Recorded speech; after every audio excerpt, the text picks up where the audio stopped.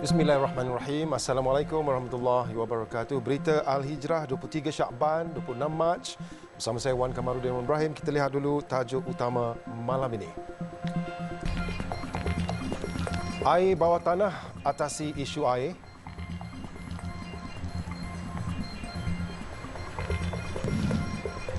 Juga bersara awal guru terbeban, tugas tidak relevan.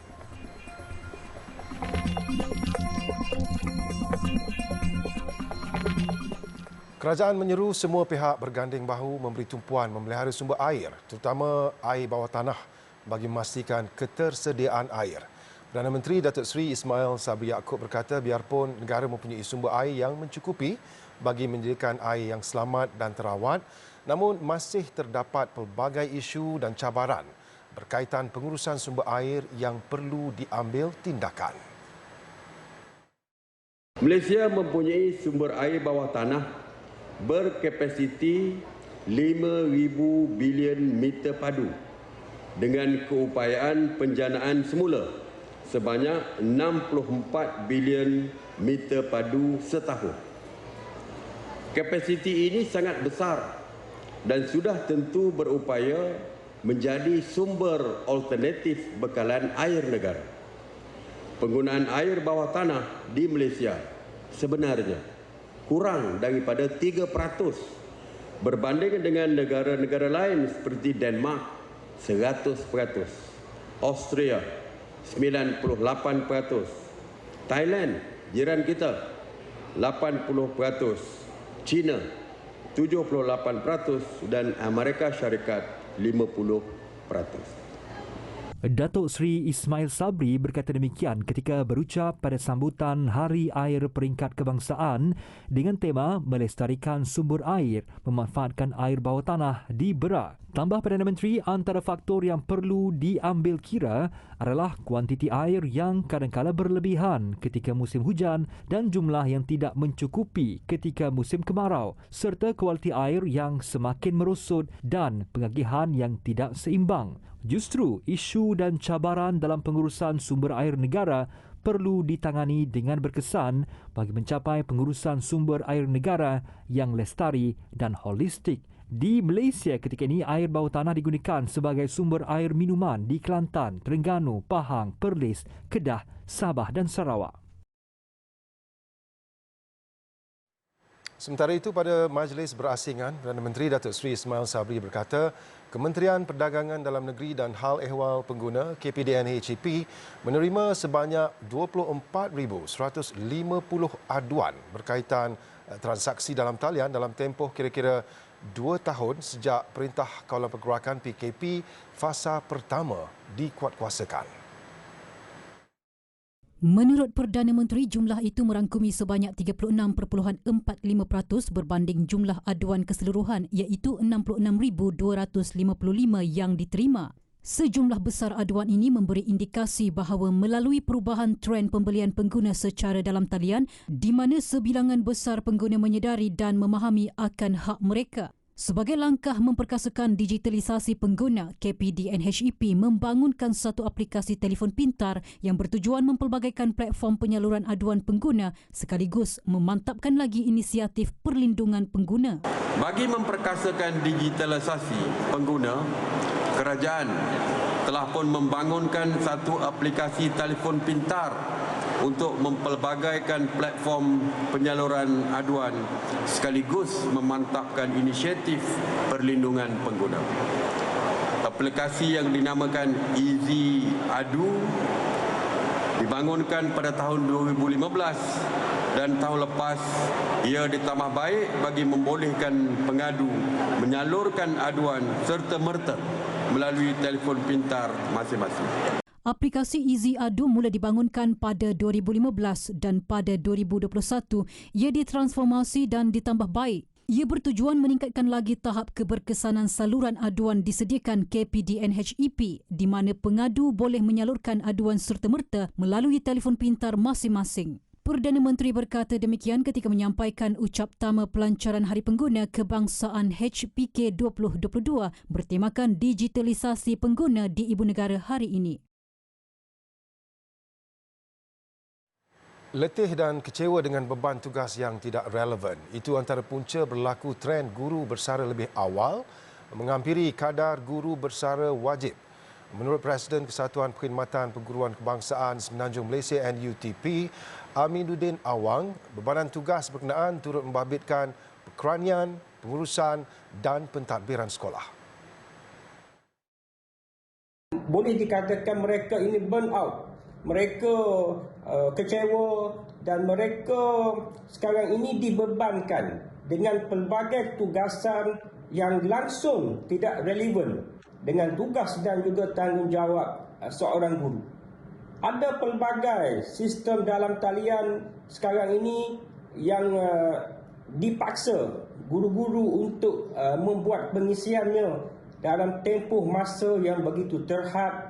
Jelas Aminuddin, keadaan itu memberi tekanan kepada guru-guru tersebut. Ia turut menyebabkan berlaku kekangan ruang dan masa untuk pembelajaran secara bersemuka bersama pelajar-pelajar mereka.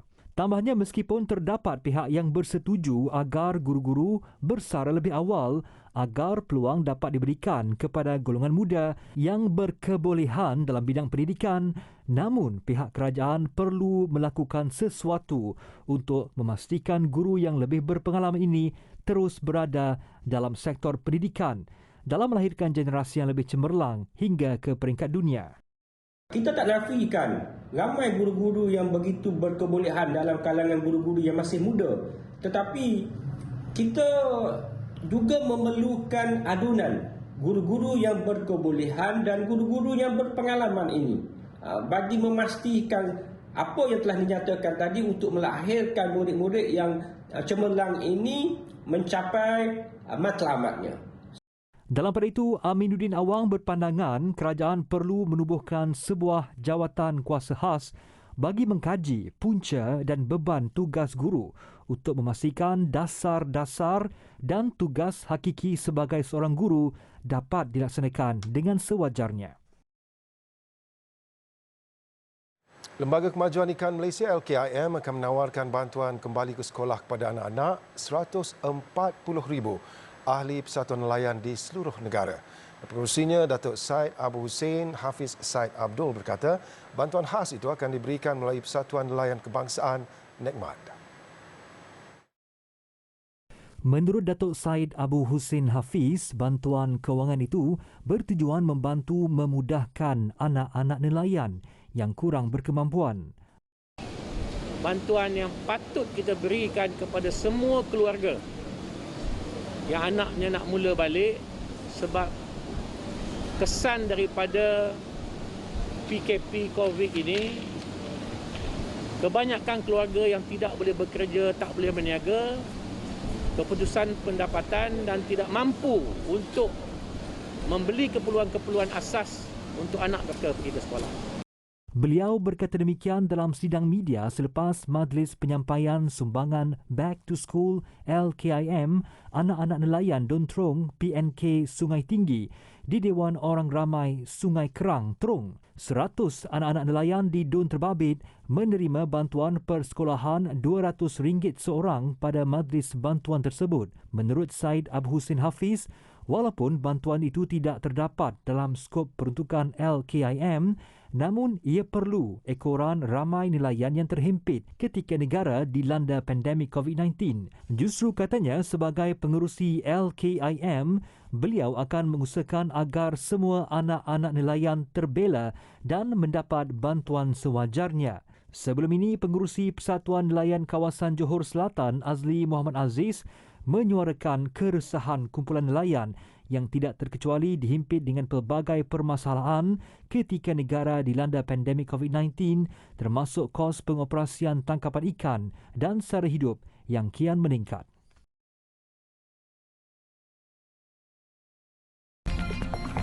Harga di Bazar Ramadan meningkat tahun ini.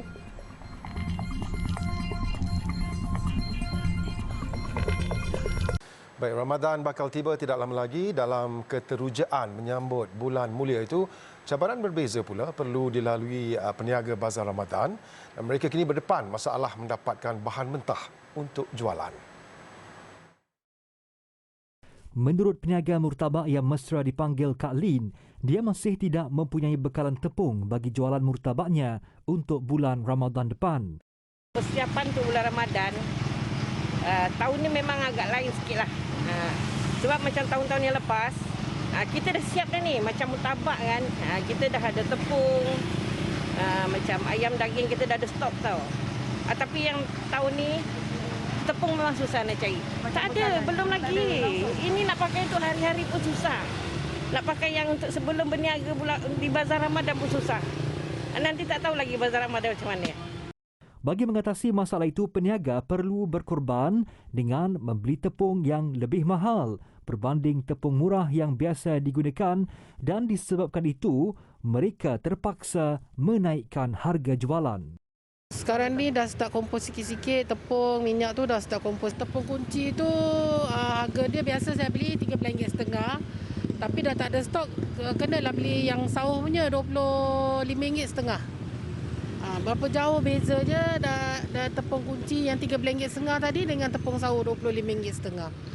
So kalau meniaga tahun ni kenalah naikkan sikit harga kuih macam tu lah. Kemungkinan besar peniaga akan naik harga lah. Sebab tepung naik, minyak pun naik. Macam saya sini tak tahu lagi, tengok rakan-rakan macam mana lah, persatuan kami macam mana. Kalau naik harga saya akan naik ikut diorang. Dalam pada itu, bagi peniaga ayam goreng RM1, Emilia Ghazali pula, dia runsing untuk mencari bekalan ayam mentah yang sepadan dengan modalnya kerana dia tidak akan mendapat pulangan sepatutnya jika harga ayam tersebut lebih tinggi berbanding untung jualan. Tapi itulah, nak cari ayam yang kata RM1.5 dengan harga bawah RM9 tu susah. Memang atas RM9 sekarang. Paling kurang pun dapat RM8.80. Kalau ayam bersih, RM9.5.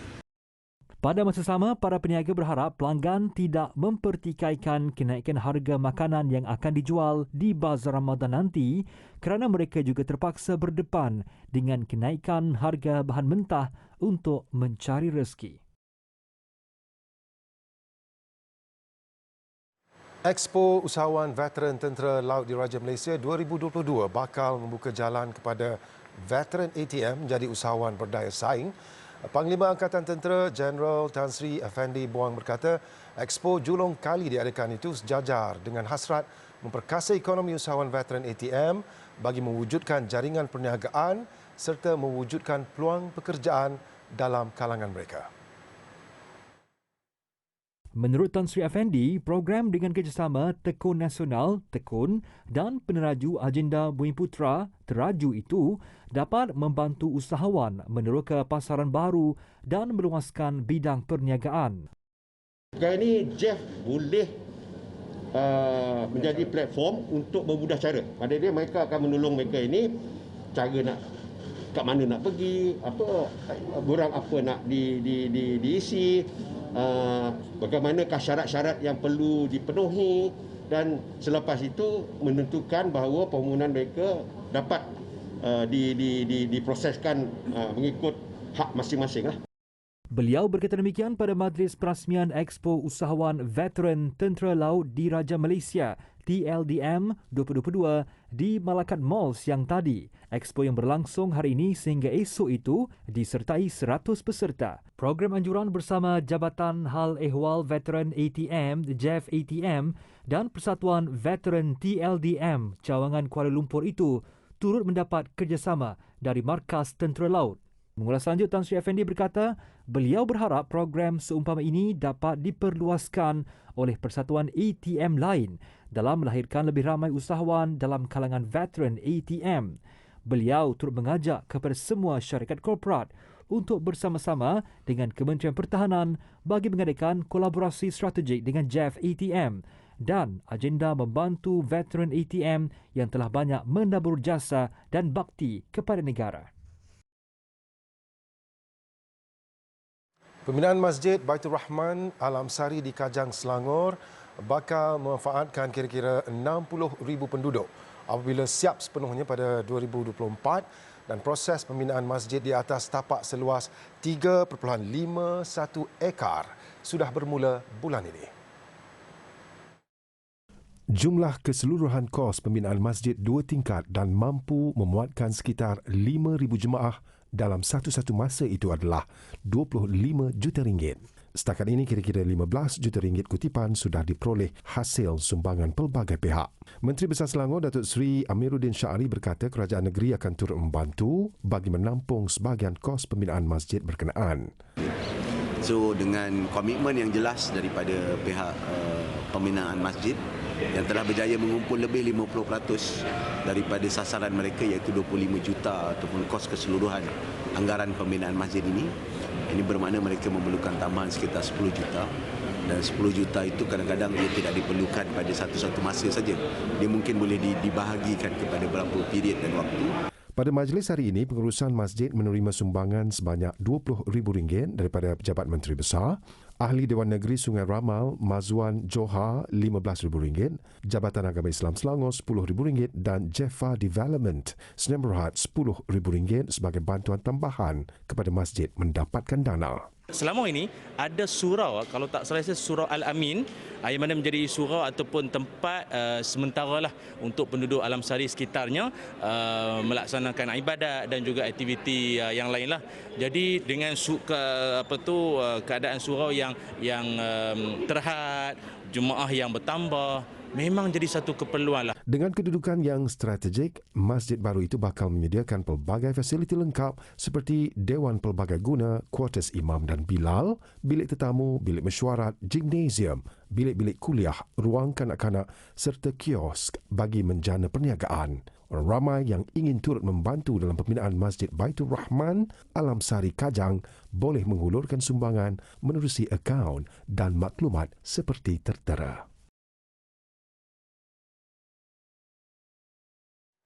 Koperasi Makmur Malaysia Berhad menyasarkan 300 buah cawangan pasaraya MG Co-op Mart yang akan dibina ataupun dibuka dalam tempoh 5 tahun. Setiausaha Komakmur Khairul Azam Awang berkata sasaran itu mampu dicapai melalui jalinan kerjasama dengan beberapa koperasi lain di seluruh negara. Menurut Khairul Azam, melalui kerjasama itu ia dapat membuka lebih banyak peluang perniagaan koperasi dan setaraf dengan pasaraya syarikat-syarikat swasta sedia ada. Kami yakin usaha itu dapat dicapai sekiranya ada kerjasama antara koperasi-koperasi lah.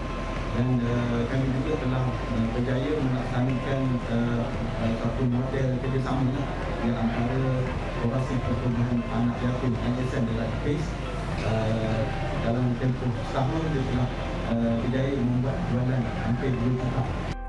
Jelasnya sehingga kini Komakmur telah membuka 10 cawangan iaitu 5 di Pahang, 1 di Kelantan, 2 di Terengganu dan sebuah lagi cawangan di Sungai Chua, Kajang. Lebih menarik katanya, pengguna yang membeli belah di MG Co-op Mart boleh menikmati mata ganjaran dengan nilai satu mata bersamaan RM4 tanpa tarikh luput dan dengan jumlah tertentu ia boleh digunakan untuk menebus barangan kemas di mana-mana cawangan Makmur Gold. Dalam pada itu, Menteri Pembangunan Usahawan dan Koperasi Tan Sri Noh Omar menyarankan agar 2,581 premis kedai koperasi sedia ada di seluruh negara mencontohi model rangkaian peruncitan dan pengedaran yang berjaya dibangunkan Komakmur. Selama ini pun mereka dah boleh berikan tanpa bantuan daripada SKM pun mereka dah berjaya buka 10 supermarket. Kemudian dah ada 4 dia punya pusat pengedaran. Beliau berkata demikian selepas merasmikan majlis pelancaran pasaraya MG Co-op Mart dan pusat pengedaran bagi cawangan Bangi. Sementara itu, prihatin dengan nasib golongan asnaf, Komakmur turut mengagihkan bantuan berbentuk barangan keperluan asas kepada 50 orang penerima.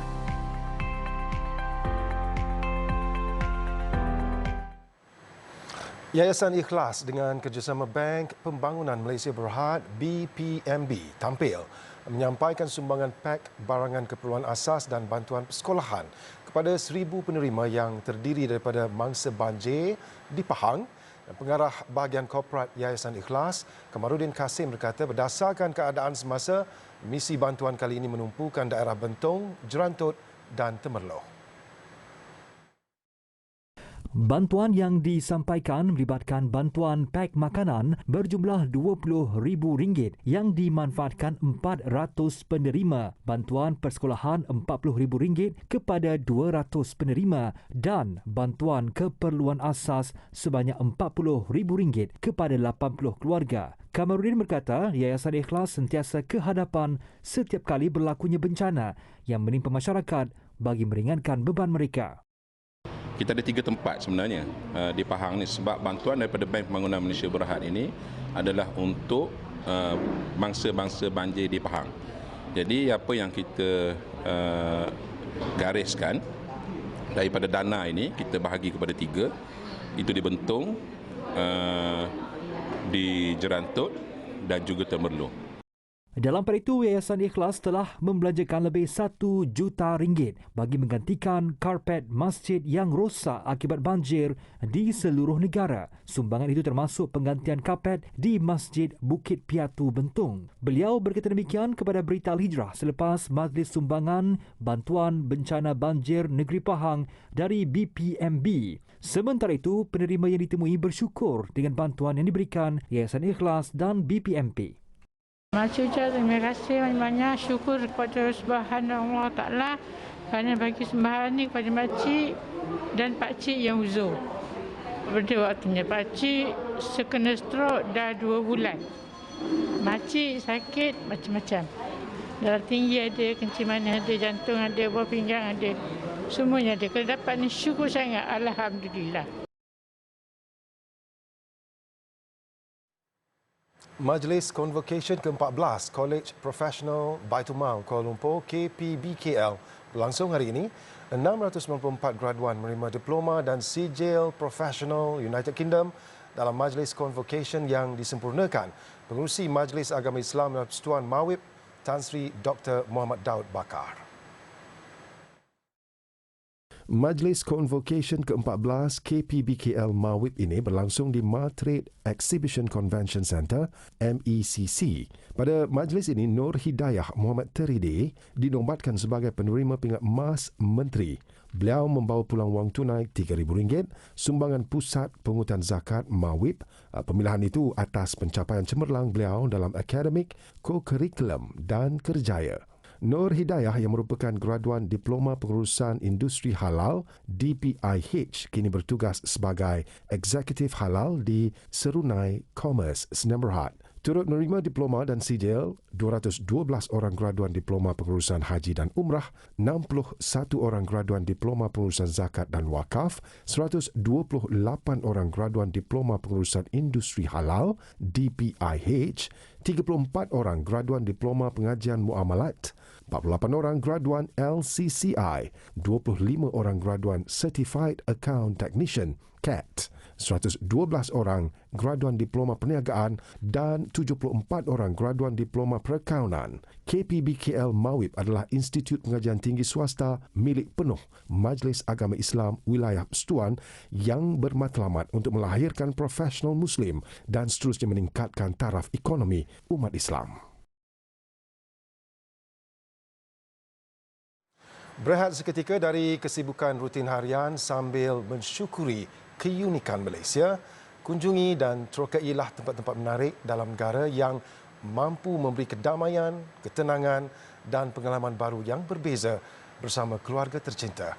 Jangan lupa patuhi SOP ketika melancong. Jom, cuti-cuti Malaysia, segalanya ada di sini. Malaysia kaya dengan pelbagai hidangan istimewa setiap negeri. Ianya adalah sebahagian keunikan dan identiti negara kita.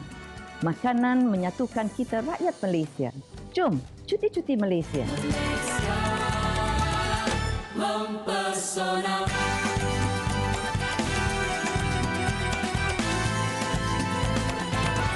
Cuti-cuti Malaysia.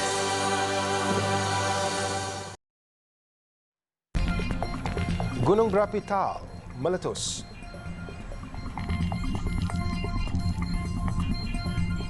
Gunung berapi Taal yang terletak di selatan Filipina meletus dan mengeluarkan abu dan wap setinggi 1,500 meter ke udara.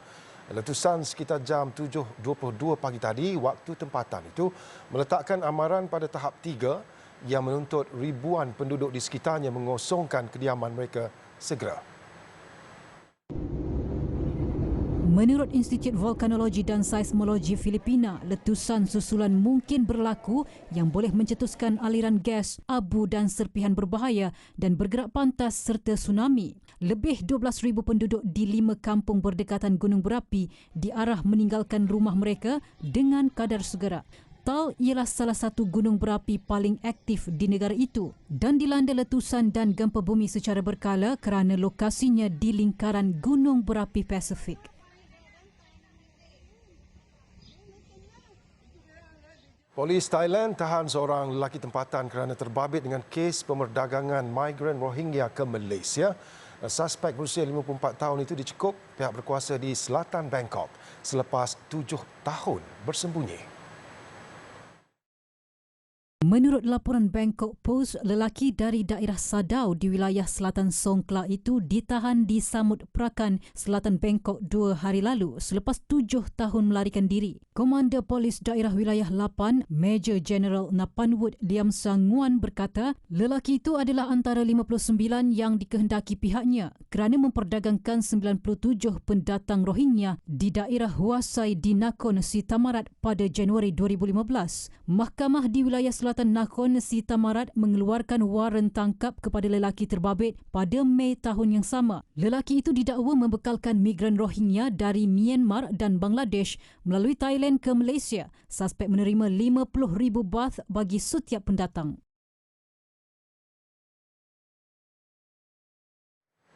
Sementara itu di Kemboja, 3 warga asing ditahan polis selepas menyeludup hampir 600 kg dadah. Dan kesemua suspek ditahan di Phnom Penh dan Pre Sihanouk.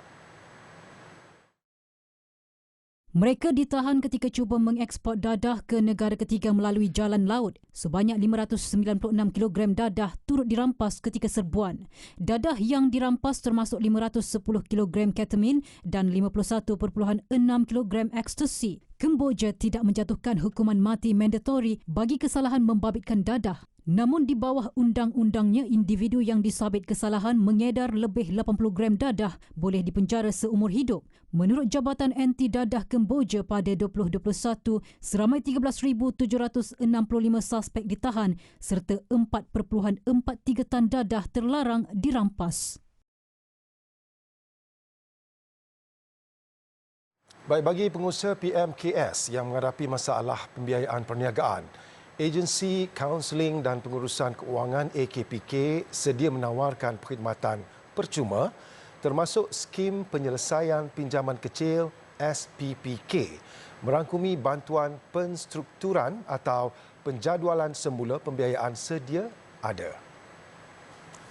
Baik, sekian untuk malam ini. Ikuti berita Al-Hijrah di Facebook, Instagram, Twitter, YouTube dan TikTok serta layari alhijrahnews.com untuk lagi berita-berita pilihan eksklusif dan menarik. Saya Wan Kamaruddin Ibrahim. Assalamualaikum warahmatullahi wabarakatuh. Jaga diri. Selamat malam.